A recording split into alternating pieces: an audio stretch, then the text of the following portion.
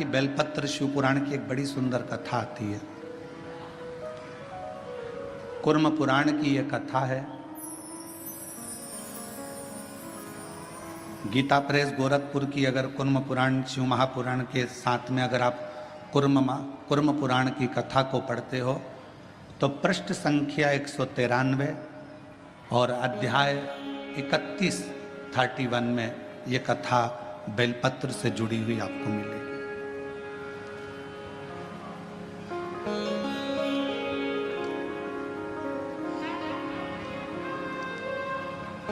एक कथा आती है,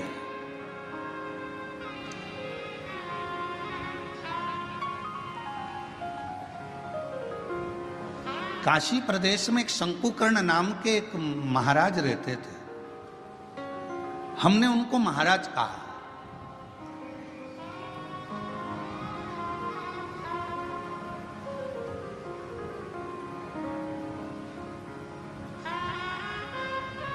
जिनके हृदय में भगवान शिव विराजमान हो और जो शिव के चरणों का दास बनकर बैठा हो, शंकर के चरणों का आनंद पा रहा हो, वो महाराज ही हो सकता। एक महात्मा, एक महाराज, एक बाबा, शंकुकर्ण नाम उनका था, काशी में रहते थे। शिव जी की भक्ति करना, भजन करना, मंत्र जाप करना, नाम स्मरण करना, पूजन करना, अर्चना करना, बस उसी में लगे रहते हैं।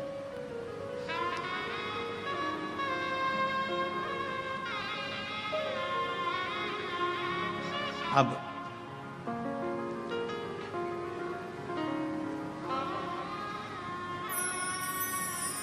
ये कथा कुर्म पुराण की भी है। ये कथा स्कंद पुराण के काशी खंड की भी है और ये कथा शिव महापुराण की भी है और ये कथा लिंग पुराण की भी है। 4 पुराण में से लेकर इस कथा को बांटा जा रहा है। अगर कुर्म पुराण में पढ़ोगे तो गीता प्रेस गोरखपुर की 193 नंबर पेज पर इसको पढ़ सकते हो। स्कंद पुराण को पढ़ोगे तो काशी खंड में पढ़ सकते हो। लिंग पुराण को पढ़ेंगे तो भगवान शिव के लिंगों का वर्णन में इसको पढ़ सकते हो।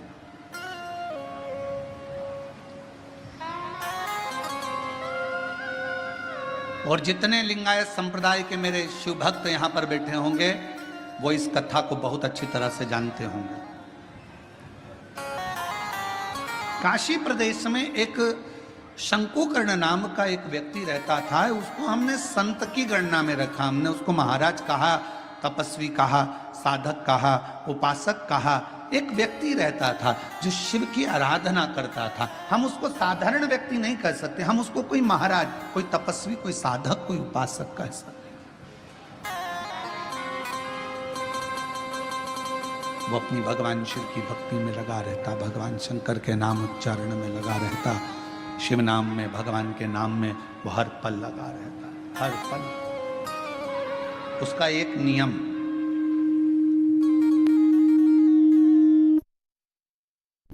बड़ा प्रबल था।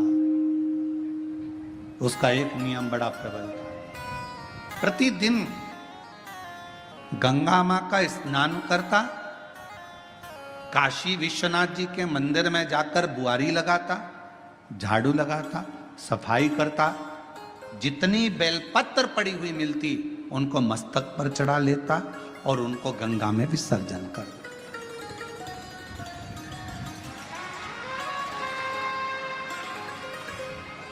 आप सभी को मालूम होगा सीहोर की विठले सेवा समिति द्वारा एक अभियान चलाया गया था, निर्माल्य विसर्जन रथ। यहां पर भी चला था, छत्रपति संभाजी नगर में भी चला।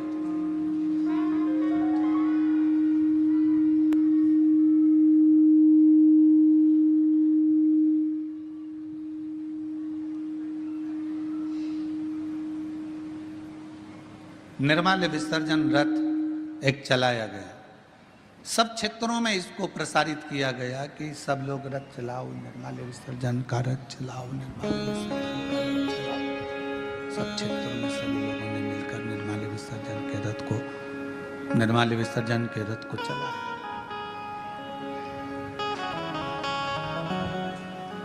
कई लोगों ने पूछा कि गुरुजी ये निर्माल्य विसर्जन का रथ चलाना कहां से उत्तमता है? हमने कहा इसलिए हमने शंकुकर्ण की कथा का स्मरण किया है। 4 पुराणों में एक ही व्यक्ति की 4 पुराण में कथा आना ये बहुत कठिन विषय है। स्कंद पुराण के काशी खंड में भी यह कथा आना, कुर्म पुराण में भी कथा आना, लिंग पुराण में भी कथा आना और शिव पुराण में एक व्यक्ति शंकुकर्ण की कथा 4 पुराण में आना और केवल एक ही काम करा है शंकुकर्ण ने। वो काम था विश्वनाथ जी के मंदिर में जितनी भी बेलपत्र चढ़ती थी, जितनी भी निर्माल्य चढ़ती थी, भगवान जितनी भी बेलपत्र चढ़ती थी, जितनी भी निर्माल्य चढ़ती थी, वो सारी बेलपत्र निर्माल्य को भरता, मस्तक से लगाकर प्रणाम कर कर उसे गंगा जी में विसर्जन कर देता। नियम था उसका।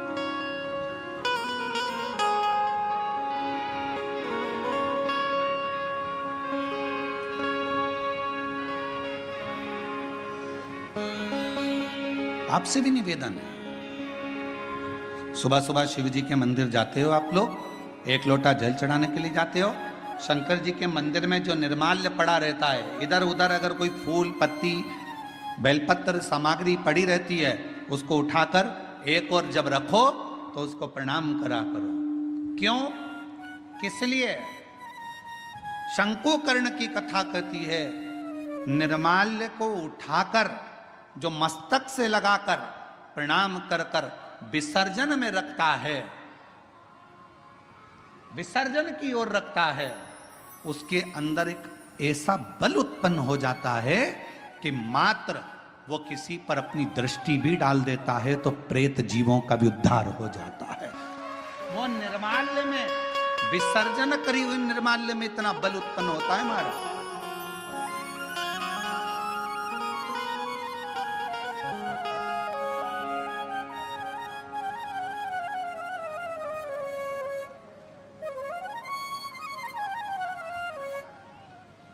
उठाया, सिर से लगाया, प्रणाम करा, नमन करा,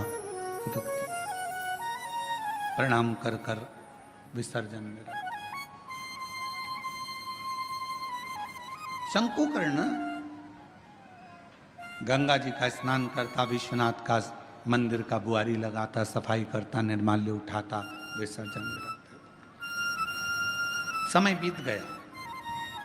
एक बार शंकुकर्ण गंगा जी का स्नान कर कर निर्माल्य विसर्जन कर कर आ रहा था तो क्या देखता है कि एक दुबला पतला सा, जिसकी केवल हड्डियां हैं, कहीं कहीं पर उसके मांस है और शरीर के नेत्र बड़े विशाल हैं, दांत बहुत बाहर निकले हुए हैं, बड़े बड़े कान है, शीश बहुत बड़ा है। उसको देखकर आश्चर्य हुआ उसे, ये कौन है, ये है कौन? उसको बड़ा आश्चर्य। शंकुकर्ण ने थोड़ी देर तक उसको देखा। बेलपत्र शिव महापुराण की कथा बेजापुर में चल रही है। पूरा विश्व, केवल भारत देश ही नहीं, विदेश के लोग भी इस शिव महापुराण की कथा का बहुत समय से इंतजार कर रहे थे कि एक बार बेलपत्र शिव पुराण सुनने को मिले, और वो कथा बेजापुर वालों को मिली है। बहुत ध्यान से सुनना इस कथा का, एक एक कथा के क्रम को श्रवण करिएगा जरा। बेजापुर की जो कथा चल रही है बेलपत्र, यह कोई साधारण कथा नहीं।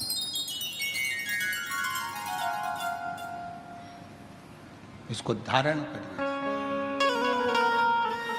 बड़े बड़े कान हैं, बड़ा शीश है, बड़ी आंखें हैं, चेहरे पर तो मांस था, छाती पर से मांस हट गया, कंकाल दिख रहा था, चमड़ी नहीं थी, केवल हड्डी थी।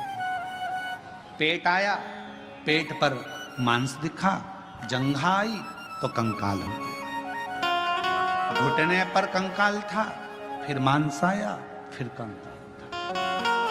समझ नहीं आया ये कौन है। देखते देखते शंकुकर्ण वहां से निकल गया।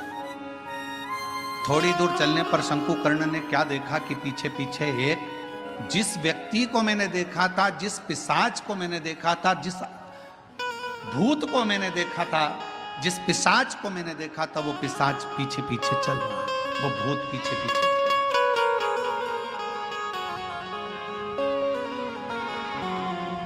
चलते चलते चलते चलते कुछ दूर पर शंकुकर्ण ने पलट कर देखा कि वो पिशाच मेरे पीछे चल रहा। रुक गए, पूछा,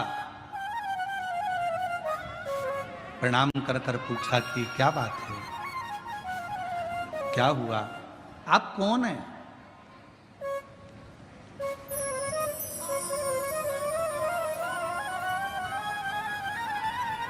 कहां के रहने वाले हो, कहां से आए हो?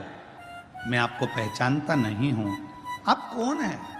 आधा शरीर आपका मांस है, आधे शरीर में कंकाल है, आधे शरीर में मांस है। उसने कहा कि मैं पिशाच हूं और मैं एक ब्राह्मण था। मेरा जन्म एक ब्राह्मण के घर में हुआ था, मैं ब्राह्मण के घर में पैदा हुआ था, मैं ब्राह्मण।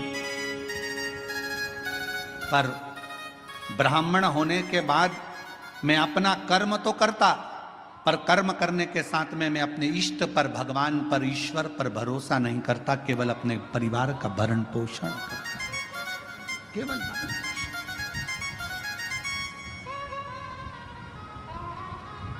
थोड़ा सावधानी रखना,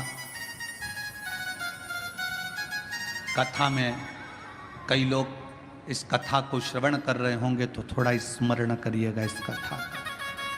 मैं ब्राह्मण कुल में जन्मा हूं, ब्राह्मण कुल में मेरा जन्म हुआ, पर मैं अपने कर्म पर ध्यान ना देते हुए परिवार के भरण पोषण के लिए कमाता तो था, परिवार के लिए लाता भी था, पर मैं भगवान पर भरोसा नहीं करता था, विश्वास नहीं था, मैं करता कर्म वही।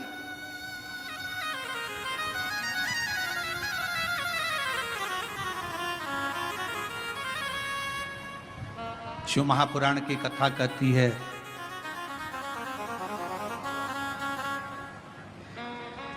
वो कौन सा ब्राह्मण होता है जिस ब्राह्मण के जीवन में कभी दुख नहीं आता? कौन सा ब्राह्मण? तो कहा, ब्राह्मण वो श्रेष्ठ है जो भगवान की पूजन करने के लिए यजमान के घर पर तो गया है, पूजन भी कर रहा है, यजमान के दरवाजे पर जाकर, यजमान के घर पर जाकर, या मंदिर, देवालय, शिवालय में भगवान की आराधना कर रहा है, और साथ में गणेश की वंदना करी, गणेश का स्मरण करा, माँ गौरा की पूजन करी, पंच लोकपाल की पूजन करी, षोडश मातृका की पूजन करी, नवग्रह देवता की पूजन करी, भद्रमंडल की पूजन करी, पितृमंडल की पूजन करी, सारे देवताओं की पूजन कर रहा है। जजमान जितनी श्रद्धा, जजमान जितनी भक्ति उन मंडलों के प्रति रखता है, उससे 4 गुना ज्यादा विश्वास, भक्ति ब्राह्मण के अंदर उन देवताओं के प्रति होना चाहिए। तो वो देवता कभी कहीं धोखा नहीं खाता, वो ब्राह्मण बढ़ता चले जाता। अपने विश्वास पर, अपने भरोसे।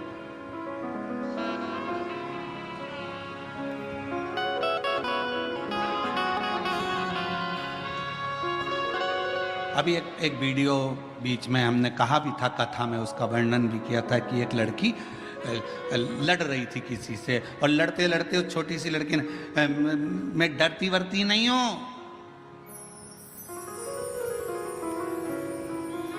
मेरा भरोसा है मेरे महाकाल पर, मेरा भरोसा है मेरे महादेव पर। वो बच्ची कहती है, उसको देखकर ना जाने कितनी बच्चियों को विश्वास प्राप्त हो गया होगा कि उस लड़की ने ये शब्द, उस बच्ची ने इस शब्द कहा।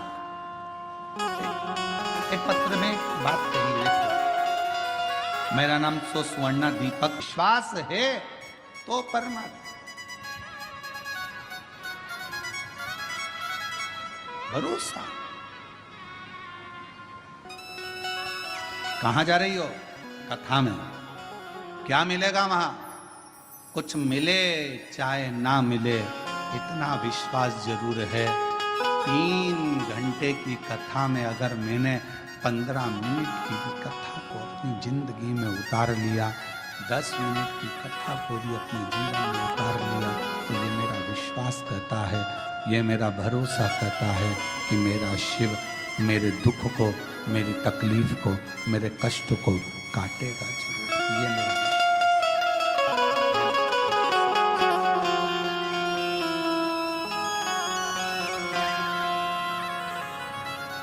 मैंने तेरे ही भरोसे बाबा, तेरे ही भरोसे हवा बिच उड़ती जाओ।